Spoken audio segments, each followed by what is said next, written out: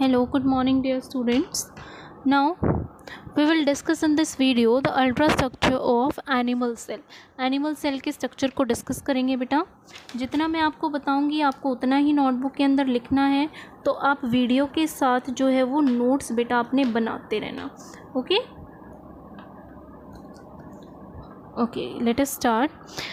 जो animal cell होता है बेटा, एनिमल सेल के अंदर न्यूक्लियस जो है वो प्रेजेंट होता है, जो कि वेल डिफाइंड जो है वो न्यूक्लियर मेम्ब्रेन से कवर होता है. न्यूक्लियर मेम्ब्रेन जो है बेटा वो एक्सटेंड होकर उससे एक स्ट्रक्चर बनता है जिसको बोलते हैं हम एंडोप्लाज्मिक रेटिक्यूलम.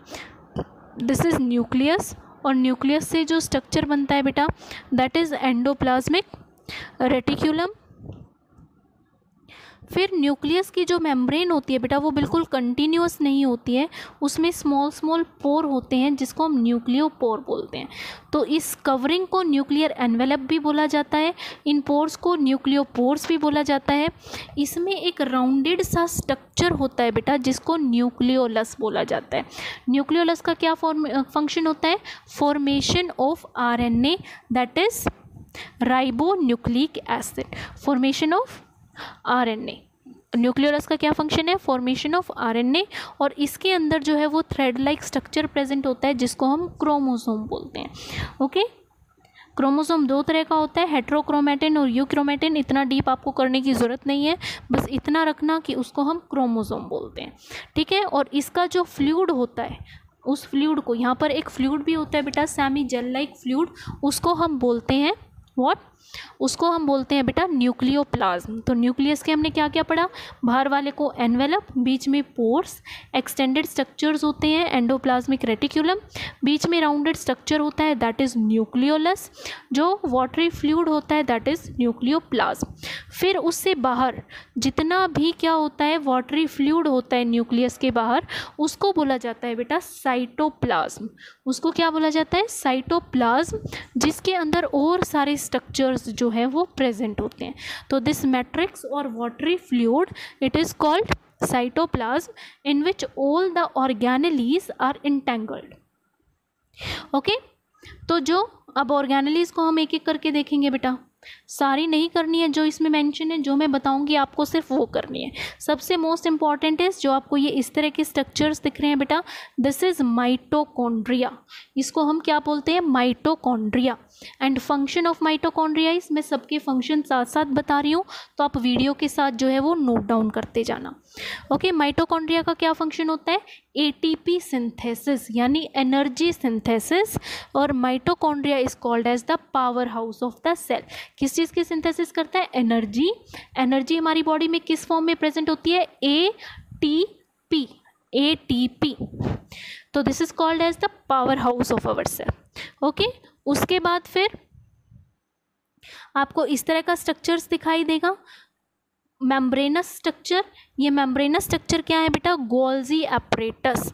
ये मेम्ब्रेनस स्ट्रक्चर क्या है? Golgi apparatus. अभी इसमें आपको गोल्जी वेसिकल्स और ये सब कुछ नहीं दिखाना है, बस इसको आप गोल्जी एपरेटस मेंशन करना. गोल्जी एपरेटस का फंक्शन क्या होता है? Packing and tagging. Packing and tagging. Tagging मतलब जो टैग लगाते हैं, TAGGING. इसको और डिटेल में जब हम इसकी फंक्शन और स्ट्रक्चर करेंगे बेटा वहाँ करवाऊंगी. अभी के लिए आप याद रखना इसका फंक्शन होता है बेटा पैकिंग एंड टैगिंग.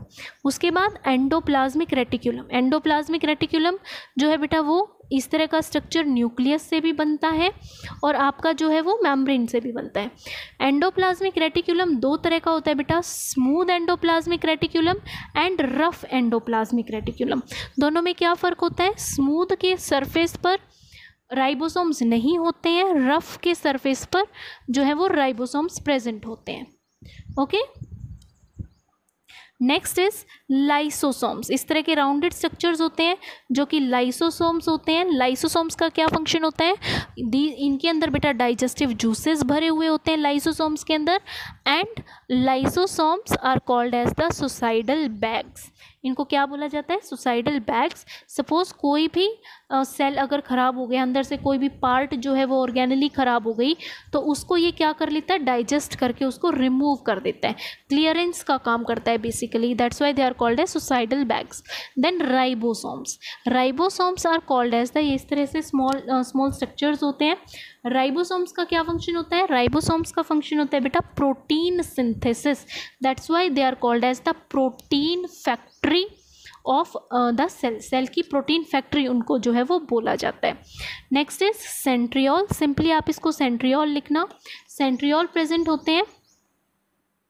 सेंट्रियोल का क्या फंक्शन होता है? हर एक सेल में 2 ही सेंट्रियोल प्रेजेंट होते हैं बेटा। सेंट्रियोल का फंक्शन होता है जब सेल डिवाइड करता है तब ये हेल्प करता है। किस तरह से करता है, जब हम इसको डिटेल में पढ़ेंगे तब याद रखेंगे।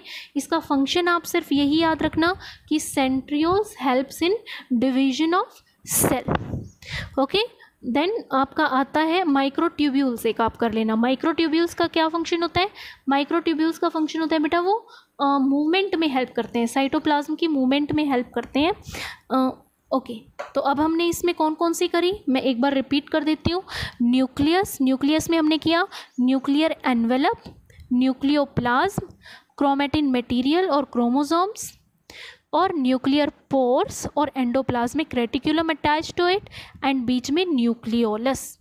ओके, फिर हमने किया बाहर वाला साइटोप्लाज्म। साइटोप्लाज्म में अलग अलग ऑर्गेनेलीज कौन कौन सी करी? Mitochondria called power house of the cell, Golgi apparatus packing and tagging, microtubules movement में help, lysosomes suicidal bags, ribosomes, ribosomes का function protein synthesis, that's why they are called as the protein factory of the cell. तो ये तो था हमारा animal cell. और आप plant cell देखोगे बेटा, प्लांट सेल में सेम चीज़ें होती हैं, वो मैं रिपीट नहीं करूँगी।